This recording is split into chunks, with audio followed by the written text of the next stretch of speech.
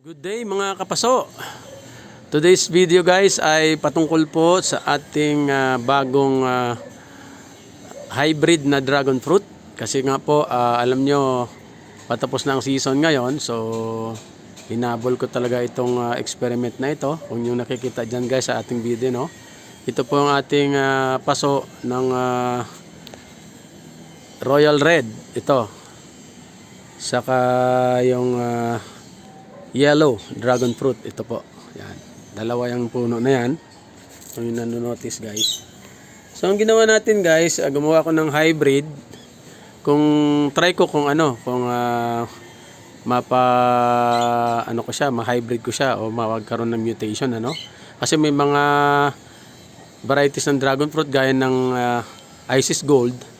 Siya po ay hindi nagkaroon ng mutation kahit na pula ang ilagay mo na pollen galing sa pulang dragon fruit. Pero in this case, nag-eksperimento ako guys. So, una itong dilaw na ito, yellow na ito, ay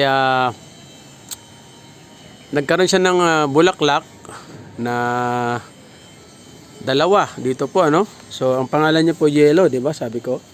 So, ito pong naging bunga niya at itong bunga na ito, ang bulaklak nito ay wala po siyang kasabay na kahit anong variety na meron ako. So, dalawa lang talaga sila nagsabay na nag-bloom at isang variety lang dilaw. So, ang ginawa ko, nag-pollinate ako gamit ang kanyang sariling pollen at napatunayan ko na dilaw talaga siya guys, ang kanyang bunga. So, samantala, nung sumunod na mga, I think 1 week ago, 1 week after, nagkaroon ulit po siya ng tinatawag nating bulaklak na nag-bloom at may kasabay po siyang pula.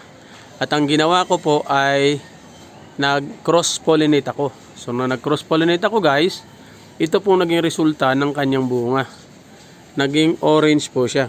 Ayan. So, ibig sabihin, yung Moroccan Red na aking ginamit na pollen dito ay mayroon siyang mutation dito sa dilaw nating dragon fruit. So ibig sabihin, pwede natin silang gawing hybrid. Actually guys, ang tawag nito sa prutas na ito ay cross-pollinated cross-pollinated dragon fruit. Ang hybrid na tinatawag guys, yung plant talaga na hybrid, itong seed nito, kasi di ba kulay orange siya kasi pula at saka yellow, di ba pag pinagsama mo orange.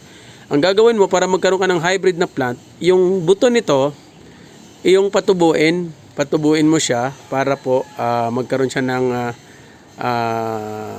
tanim talaga na plant na dragon fruit at yun ang palakihin mo. So medyo ang ginagawa nga ng mga iba dyan sa aking pagsisiyasat ay ginagrafting nila pag medyo malaki na, ginagrafting nila sa mga matured na mga puno na may sanga, ginagraft nila para magkaroon siya ng sarili, mapabilis ang kanyang tubo pag siya po'y nag-graft. So ito, natuwa ako guys kasi nakita ko na pwede silang dalawa mag-match na magkaroon ka ng hybrid na plant sa pamamagitan ng pagtanim nga ng seed nito. Kaya kung tingnan mo guys, magkalayo talaga sila ng ayun, puro dilaw talaga Yan. Samantalang ito ay orange at naunang mag-bloom yun kaysa dito. Kaya patunay guys na sila isang puno, pakita ko sa inyo, itong sanga nyo, sundan nyo ang aking camera. Ayan po. Ayan, ang kanyang sanga. Ayan. At naandito po siya, no? Andiyan ang kanyang puno, ito. Ang kanyang puno ay ito. Ayan, ang kanyang puno. Natakpan siya ng isa nito. Pero sarili niya ring yan. Ito. Ito ang kanyang puno. Tapos ito naman yung isa. Itong isa, ito siya. Papunta doon. Yan.